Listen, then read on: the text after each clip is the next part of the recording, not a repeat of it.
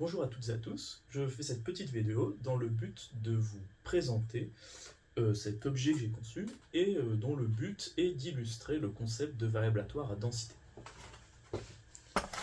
Donc la question dans cette partie était la suivante. Si vous partez d'une fonction f, une fonction de densité, c'est-à-dire en particulier que les valeurs de f sont toutes positives et que l'intégrale de f vaut 1, par exemple une fonction comme ça, comment conceptualiser ce que c'est qu'une variable aléatoire grand X dont la loi soit à densité petit f. Donc ma réponse à cette question, c'est la suivante. On peut imaginer que la portion de plan qui est comprise entre l'axe des abscisses et le graphe de la fonction f, c'est une sorte de tas de sable qui est fait de plein de grains de sable très petits.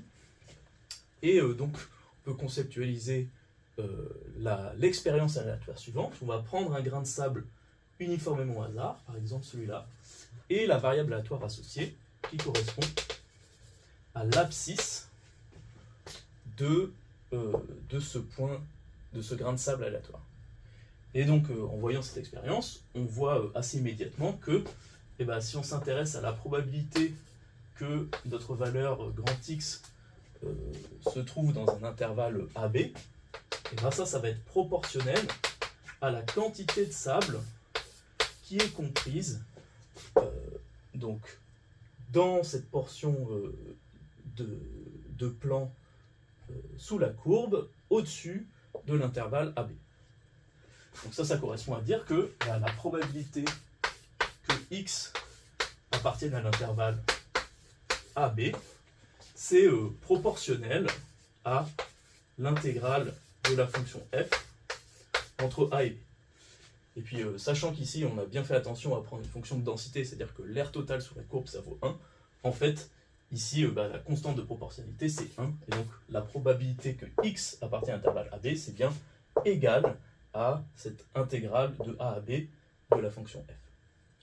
Donc, ce que j'avais envie de faire avec mon objet, ça a été de réaliser une version concrète de cette façon de réaliser cette variable aléatoire grand X. Donc pour réaliser mon objet, j'ai choisi une densité f pas trop compliquée à construire. Donc c'est cette densité f de x qui vaut 3,5 moins x sur l'intervalle 0,1, et vous pouvez vérifier que c'est bien une fonction de densité. Donc ça c'est, disons, la forme de mon tas de sable, et en guise de sable, voici un assez grand nombre de petites billes, donc qui sont toutes identiques. Vous pouvez voir, c'est que des petites billes blanches toutes de même taille, à part une bille spéciale qui a la même taille et la même forme que les autres, et elle est juste différente par sa couleur. Donc en fait, comme ces billes sont toutes identiques en taille et en forme, si je mélange suffisamment, on peut se dire que ma bille bleue, elle va avoir un rôle complètement, toutes les billes vont avoir un rôle complètement symétrique, y compris la bille bleue. Et donc, si je mélange tout ça, la bille bleue devrait avoir le rôle d'une bille prise de manière uniforme parmi toutes les billes blanches. Et donc maintenant, pour simuler variable aléatoire, il va juste falloir que j'introduise ces billes sous la courbe qui est ici. Ok, donc maintenant on va introduire les billes sous la courbe.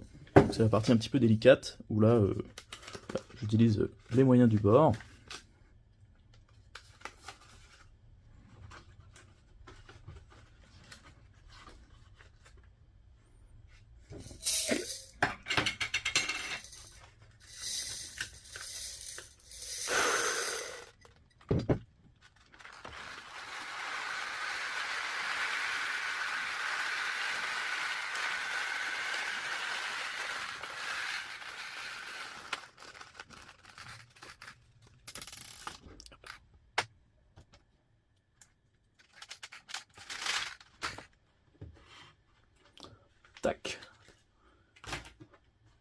Et voilà.